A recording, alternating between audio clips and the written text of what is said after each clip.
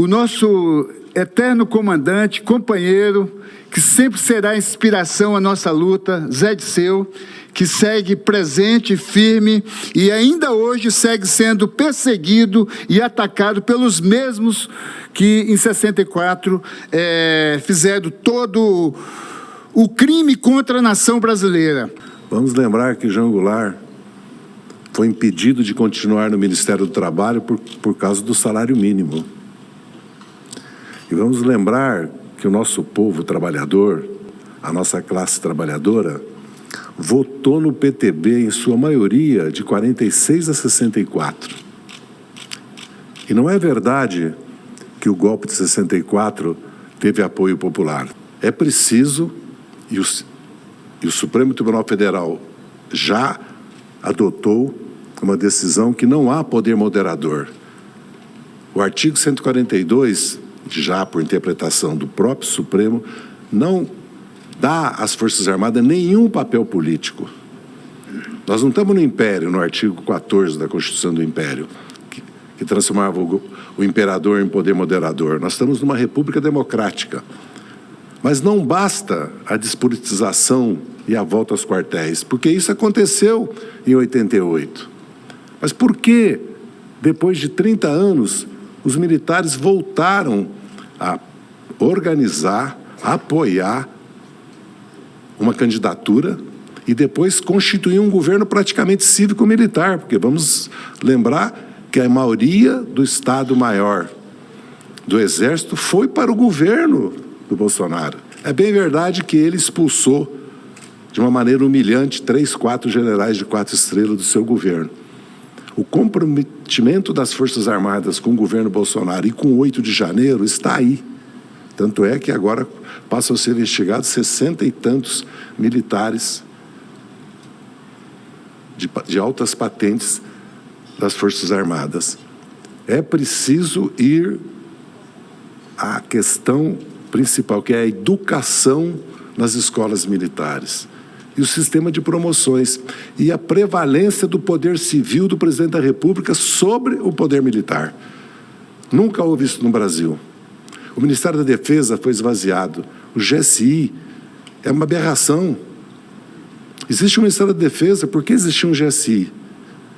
Que cada vez mais acumula poderes. Agora o cibernético, o nuclear, a Secretaria de Assuntos Estratégicos, a segurança do presidente. Os militares têm um sistema de inteligência próprio, têm escolas próprias, hospitais próprios, previdência própria, educação própria. O Poder Civil, e o Supremo está dizendo isso, se nós queremos que não voltemos a 8 de janeiro, não voltemos a 31 de março, o Congresso Nacional tem que fazer, e o país, porque existe nesta casa e na Câmara 2 projetos sobre a Estratégia de Defesa Nacional, a Política de Defesa Nacional e o Livro Branco, que estão paradas. É preciso que publicamente o país todo debata o papel das Forças Armadas, democraticamente, até para o Brasil ter umas Forças Armadas à altura do que o Brasil é. Porque o Brasil é uma potência de per si, desigual, injusta, mas é. Basta olhar o mundo. Não é só porque somos a 10ª economia do mundo, não é só porque temos uma agricultura das mais modernas do mundo e uma pecuária, não só porque temos uma estrutura energética limpa e moderna, e temos as bases tecnológicas para reindustrializar o Brasil, porque é uma demanda no mundo hoje. Nesse mundo que nós estamos vivendo, quem não tem autonomia, soberania e segurança alimentar, energética e tecnológica, não sobreviverá. E precisa ter poder militar, pacífico, como está na nossa Constituição. A nossa agenda no mundo, o nosso presidente tem deixado claro, é a luta contra a fome, contra a desigualdade, é a luta pelas mudanças climáticas. Essa é a nossa agenda. É a luta pela democracia. Porque a democracia está em risco, sim, no mundo. Não podemos perder de vista, como foi dito aqui, que os Estados Unidos cumpriu um papel determinante em 64, fosse no sentido de criar as condições com seu embaixador aqui no Brasil, com o presidente Lyndon Johnson articulando os Estados Unidos, como o filme O Dia que Durou 21 Anos mostra, com documentos oficiais da Biblioteca do Governo dos Estados Unidos, todas as ações praticadas a partir de Washington para dar o golpe em 1964, que caçou o presidente João Goulart, que na madrugada de 31 para 1º prendeu milhares de lideranças sindicais e lideranças do povo brasileiro, que desarticulou as ligas camponesas, que desarticulou e prendeu e torturou todos aqueles que faziam efetivamente a defesa da soberania e da dignidade do povo brasileiro. Os Estados Unidos, não somente em 64, mas também nós vimos o que ocorreu a partir de uma operação criada na chamada República de Curitiba, que desarticulou o nosso país, que destruiu a nossa economia, que caçou uma presidente eleita legítima que não cometeu nenhum crime, que levou à prisão o presidente Lula. Sabemos claramente hoje, com todas as informações, qual o papel da CIA, da Casa Branca, do Pentágono, na ação que levou a Lava Jato, que hoje, inclusive, aqui dentro deste parlamento brasileiro, do Congresso Nacional, tem muitos, eu não vou falar um termo verdadeiro, mas gusanos, vou usar o termo espanhol, que representam as crias dos Estados Unidos aqui no Brasil para destruir o nosso país. Como também não podemos esquecer que a eleição de 2018 foi uma programação vinda de fora, uma pessoa inexpressiva, que nunca teve nenhum compromisso nem com o Brasil, nem com o povo brasileiro, nem com a democracia, nem com as Forças Armadas, virou presidente do Brasil, numa ação muito bem pensada, muito bem organizada.